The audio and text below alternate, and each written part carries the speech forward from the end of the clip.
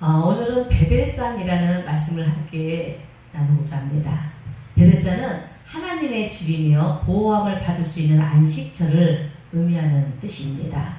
구원받은 백성들은 예수 그리스도의 영혼의 집에 안식을 누리게 됩니다. 베델산은 야곱과 사울이 연관이 있는 산입니다. 야곱은 에서의 눈을 피하여서 밧단 아람으로 도망쳤을 때에 도망하다가 도착한 곳이 옛 이름을 루스라는 곳이며, 이곳에서 야곱이 하나님을 만나고 베델이라고 하는 그러한 이름을 지어졌습니다. 창세기 28장 18절에 19절의 말씀입니다. 야곱의 아침이 일찍이 일어나 베개로 삼았던 돌을 가져다가 기둥으로 세우고 그 위에 기름을 붓고 그곳 이름을 베델이라 하였더라. 이 성의 옛 이름은 루스더라. 우리는 한번 생각해 보아야 할 문제가 있습니다. 야곱이 에서의 눈을 피하여 도망칠 때에 나이가 76세 정도입니다. 에서의 나이는 40세이며 이방 여인들과 결혼을 했습니다. 이 결혼 때문에 이삭과 리브가는 마음이 상했습니다. 그래서 야곱만큼은 가나안 땅의 이방 여인들과 결혼하기를 원하지 않았던 것입니다. 그리고 이삭의 축복 문제 때문에 에서는 화가 나서 야곱을 죽이기로 결심을 했습니다. 이것을 리브가가 알고 이삭과 의논하여 야곱을 밧단 아람의 자신의 오빠의 집으로 보내는 것입니다. 이 과정에서 야곱이 부엘세바를 떠날 때의 나이가 76세 정도가 되었다고 했습니다. 창세기 28장 1절에서 2절에 이삭이 야곱을 불러 그에게 축복하고 또 당부하여 이르되 너는 가나안 사람들 딸들 중에서 아내를 맞이하지 말고 일어나 밧단 아람으로 가서 내 외조부 부두엘 집에 이르러 거기서 내 외삼촌 라반의 딸 중에서 아내를 맞이하라. 이삭은 장자인 에서 때문에 마음이 아팠습니다. 그래서 야곱을 불러 축복하고 가나안 사람의 딸 중에서 아내를 맞이하지 말고 밧단 아람의 라반의 집으로 가서 그 딸 중에서 아내를 맞이하라고 말하고 있습니다. 그리고 정신없이 늙은 나이에 아버지를 떠나 도망칠 수밖에 없는 상황이 되었습니다. 그리고 도착한 곳이 바로 베델입니다. 여기서 보시면 창세기 28장 10절에 11절 말씀에 야곱이 부엘세바에서 떠나 하란으로 향하여 가더니 한 곳에 이르러는 해가 진지라. 거기서 유속하려고 그곳에 한 돌을 가져다가 베개로 삼고 거기 누워 자더니 야곱이 부엘세바를 떠나 하란으로 향하여 가고 있습니다.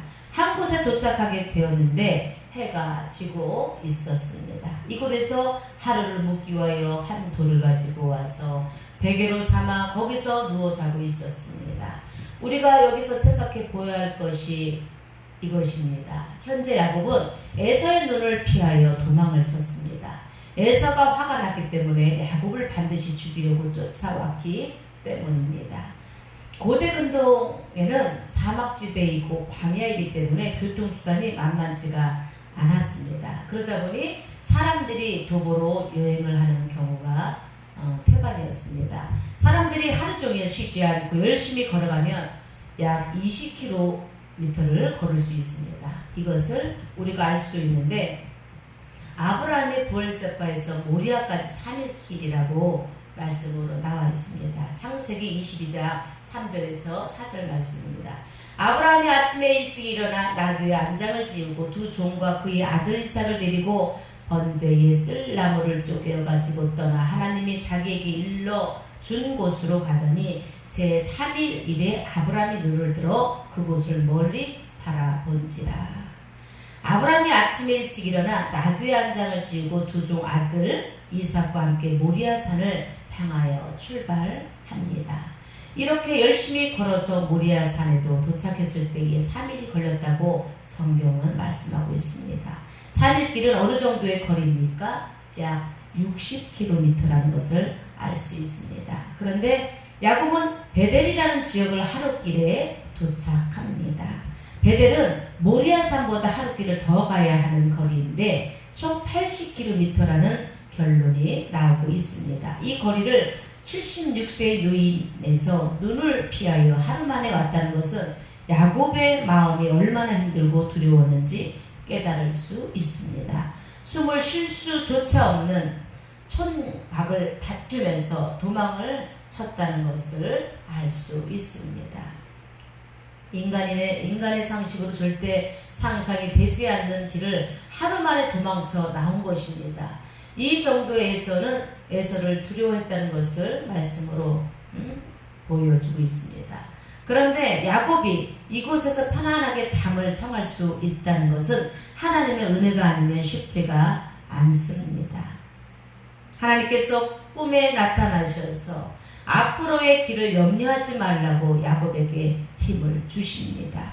사닥다리를 통하여서 중보자 되시는 예수 그리스도께서 인도하시고 보호해 주시겠다는 언약을 받습니다. 그리고 밧다나람으로 가서 늙은 나이에도 라반의 집에서 충성을 다하면서 하나님의 뜻을 위해서 살았던 것입니다. 그래서 베델은 하나님의 집입니다. 이곳에서 하나님께서 야곱에게 안식을 주시고 쉼을 얻을 수 있게 하셨습니다. 다음으로 베델은 사울과 연관이 있습니다. 사울이 왕을 오를 때가 40세입니다. 사울이 왕으로 기름 부음을 받은 장소가 어디입니까? 길갈이라는 장소입니다. 사무엘상 11장 14절에서 15절에 사무엘이 백성에게 이르되 오라 우리가 길갈로 가서 나라를 새롭게 하자. 모든 백성이 길갈로 가서 거기서 여호와 앞에서 사울을 왕으로 삼고 길갈에서 여호와 앞에 화목제를 드리고 사울과 이스라엘 모든 사람이 거기서 크게 기뻐하니라. 사무엘이 백성들을 길갈로 불러 모아 새로운 나라를 세우고자 말합니다. 이곳에서 사울을 왕으로 삼고 길갈에서 하나님 앞에서 화목제를 드리고 사울과 이스라엘 모든 사람이 거기서 크게 기뻐합니다. 그리고 우리가 새롭게 하자라고 말씀하고 있습니다.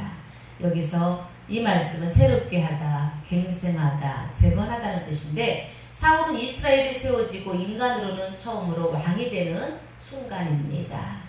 지금까지 이스라엘의 왕이 여호와의 하나님이었습니다. 그러나 인간들의 세상의 왕들을 바라보면서 자신들도 눈으로 보이는 왕을 달라고 요청하였습니다. 사무엘은 길갈에서 이스라엘 백성들을 모아놓고 사울에게 기름을 부어 왕으로 삼고 있습니다. 사무엘은 사사시대에 많은 백성들이 우상을 섬기고 여호와 하나님을 버렸기 때문에 이제부터 사울만큼은 마음을 새롭게 하여 이스라엘의 여호와의 신앙으로 갱생하고 재건하기를 간절히 원하는 마음입니다. 하나님도 이와 같은 마음으로 사울을 왕으로 세우십니다. 사무엘이 백성들에게 길갈로 올라가서 새로운 나라를 세우고 왕을 뽑자는 것은 잃어버렸던 여호와 하나님의 신앙을 찾아가자는 것입니다. 가나안 땅에서 우상을 완전히 뿌리 뽑아버리고 오직 예수 그리스도의 주님의 신앙으로 돌아서기를 간절히 바라는 마음으로 길갈로 백성들을 모으는 것입니다. 또한 이번 한 번으로 마음을 새롭게 하고 신앙을 새롭게 하는 것이 아니라 인간들이 원하는 왕을 처음으로 세우고 있으니 계속해서 가나안 땅에 살면서 후손까지 여호와 하나님의 신앙을 전수하여 새롭게 되기를 원하는 것입니다. 그 이유가 여기에 말씀에 사울이 나옵니다.